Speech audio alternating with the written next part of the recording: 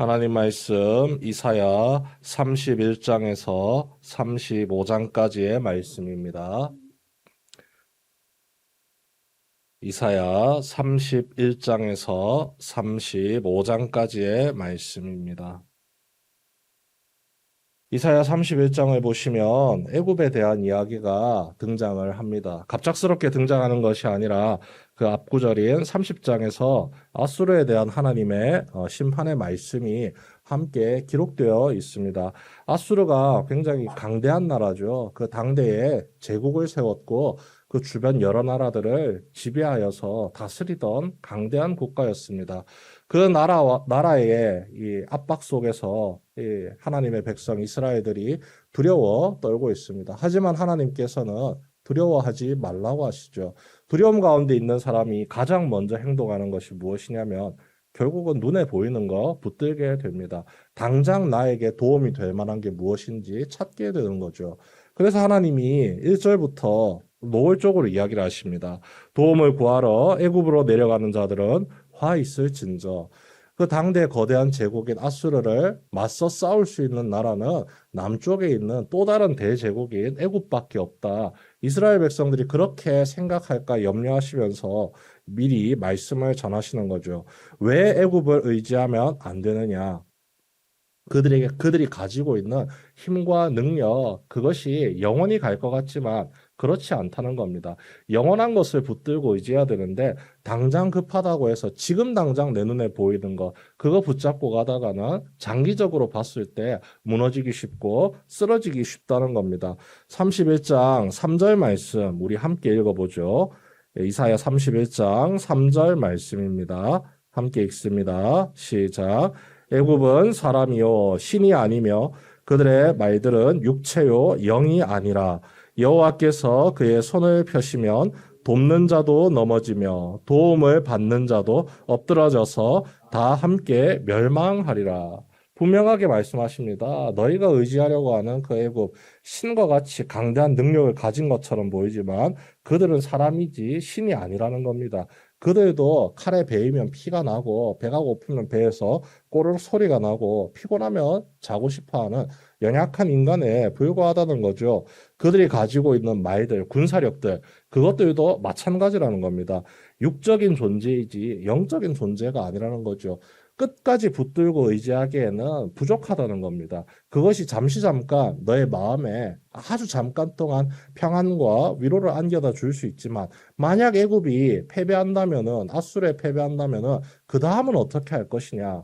그 다음에 대한 소망이 전혀 없다는 거죠. 돕는 자도 넘어지며 애굽이 우리를 도와준다 할지라도 함께 무너지고 도움을 받는 자는 당연히 무너지는 것이죠. 이스라엘도 넘어질 수밖에 없어서 함께 멸망한다는 겁니다. 정말로 중요한 것은 그 모든 권세, 능력의 근원 되시는 하나님께 소망을 두고 하나님께 마음을 기울이는 것이죠. 이사야 선지자가 끊임없이 이야기했습니다. 하나님을 경외하십시오. 하나님께로 돌아오십시오. 하나님이 우리의 구원자 되시며 하나님이 우리의 피난처 되십니다. 아무리 말을 해도 듣지를 않는 그 안타까운 상황을 분명하게 짚어서 이야기를 하고 있습니다. 그리고 말씀이 계속 이어지면서 32장을 보시면 제가 가진 성경책에는 이렇게 소제목이 달려 있습니다. 의로 통치할 왕.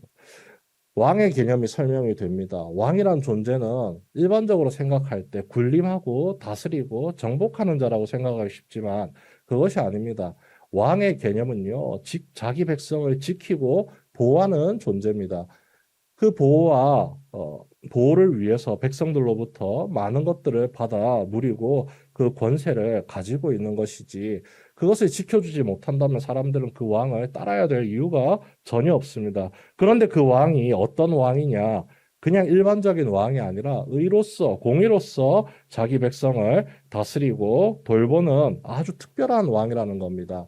하나님의 약속을 따라서 하나님께서 그 약속의 은혜를 더하신 다윗의 자손들의 왕을 뜻하는 말이기도 하지만 궁극적으로는 우리의 모든 죄를 사하시고 우리를 구원의 길로 인도하시는 예수 그리스도를 의미하는 것이죠.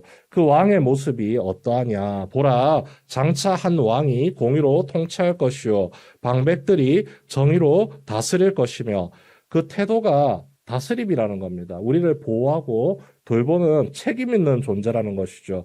그 돌봄의 방법이 하나님께서 우리에게 행하시는 공의와 정의라는 겁니다. 그리고 이어지는 2절 말씀 같이 한번 읽어보겠습니다. 32장 2절입니다. 함께 읽습니다. 시작. 또 그 사람은 광풍을 피하는 곳, 폭우를 가리는 곳 같을 것이며 마른 땅에 냇물 같을 것이며 곤비한 땅에 큰 바위근을 같으리니 모든 위험한 상황 속에서 딱 절묘하게 맞아떨어지는 피난처가 되어주는 아주 특별한 왕이라는 겁니다. 광풍이 불 때 그 비바람을 피할 수 있는 곳, 폭우를 가리는 곳, 아주 평안한 곳이라는 것이죠. 반대로 땅이 말라 있을 때 그 샘솟는 냇물, 흘러가는 냇물 같고 피곤한 땅에 큰 바위 그늘 같이 우리가 그곳에 거하고 머물러 있으면 우리의 삶이 쉼을 얻고 회복이 되고 평안을 누릴 수 있게 된다는 겁니다. 보는 자의 눈이 감기지 아니할 것이요 듣는 자가 귀를 기울일 것이며 그 다스림이 쉬지 않고 자기 백성들을 은혜의 길로 이끌기 위해서 계속해서 눈을 뜨고 사람들을 바라보고 있습니다. 계속해서 귀를 열고 그들이 부르짖는 소리를 듣고 있다는 거죠. 그렇게 진정한 왕에게로 우리의 마음이 향하고 우리의 삶이 소망을 품고 나아가야 한다는 것. 결국은 여호와를 경외하고 그분의 말씀을 의지하고 우리가 피난처로 삼아야 되는 것 하나님밖에 없다는 것을 계속해서 강조하는 것이죠. 그리고 이스라엘 백성들에게 정말로 필요한 말씀, 위로가 되는 말씀, 너의 피난처가 되어주겠다. 너를 돌보는 왕이 되겠다. 이 말씀으로 끝나지 않습니다. 그것이 우리에게 위로가 되고 소망이 되지만 그 곤란함과 곤핍함과 압박과 두려움을 주는 그 대상, 원수와 같은 존재죠. 그 원수에 대한 문제 해결이 반드시 있어야 합니다. 하나님께서 당신을 믿고 의지하는 하나님을 경외하는 백성들에게 돌봄과 보호의 은혜도 허락하시지만 그 모든 두려움의 근원되는 원수들을 벌하시고 심판하신다고 말씀을 하시죠.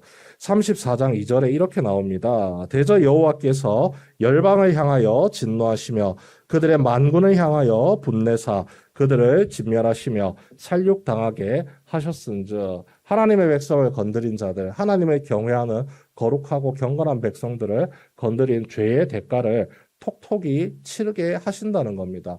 이 말은 또 바꿔서 표현하면은 아무리 하나님의 백성이라 할지라도 하나님과 척을 지고 하나님께 등을 보이고 하나님과 원수처럼 살아가게 된다면 나 역시도 그렇게 될 수 있다는 것을 분명하게 이야기하는 것이죠. 그래서 하나님은 당신의 백성들에게 끊임없이 이야기를 합니다. 돌아오라, 돌아오라. 회개하라는 것이죠. 그 죄를 버리고 그 모든 미혹들을 물리치고 정말로 너희를 돌보고 지킬 여호와 하나님께로 돌아와라. 그분만이 너의 구원자 되시고 그분만이 너를 생명의 길로 인도하신다. 계속해서 이야기를 하고 있습니다. 우리 성경 말씀 두 구절만 찾아서 읽어보겠습니다. 33장 6절 말씀입니다. 33장 6절 말씀 우리 한 목소리로 함께 읽겠습니다. 시작. 내 시대에 평안함이 있으며 구원과 지혜와 지식이 풍성할 것이니 여호와를 경외함이 내 보배니라. 하나님을 경외하는 삶이 얼마나 즐겁고 행복하고 기쁜 일인지를 알려주죠. 33장 22절 말씀도 함께 읽겠습니다. 시작. 대저 여호와는 우리의 재판장이시요 여호와는 우리에게 율법을 세우시니요 여호와는 우리의 왕이시니 그가 우리를 구원하실 것임이라.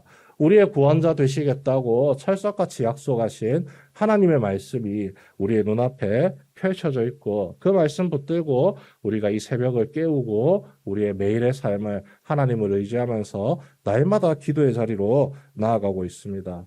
하지만 우리의 현실이 이 말씀을 붙들고 의지하며 평안을 지키기에는 참 녹록치 않은 것도 현실입니다. 물가가 치솟고 기상이변으로 인한 재난들이 우리의 삶의 곳곳에서 벌어지고 있고 또 사람과 사람 사이의 관계에서 실망하고 무너지면서 고통 속에 거하는 그 피곤한 삶을 우리가 매일 살아가고 있습니다. 그럴 때마다 우리는 마음을 다잡고 눈에 보이는 힘과 능력을 쫓아가며 살아가는 것이 아니라 보이지 않는다 할지라도 언제나 한결같이 내 곁에 거하시면서 나를 돌보시고 지키시기 위해, 나를 구원하시기 위해 나와 함께 하시는 주님께 모든 소망을 두고 주님을 경외하고 주님께서 내게 허락하신 그 약속의 말씀을 붙들고 기도의 자리로 나아가야 할 줄 믿습니다. 주님께서 약속하신 구원의 은혜에 마음의 모든 소망을 두고 이 믿음을 온전히 지켜 하나님과 함께 동행하며 나아가는 우리의 삶이 되기를 간절히 간구하는 이 새벽 시간 되시길 주님의 이름으로 축원합니다.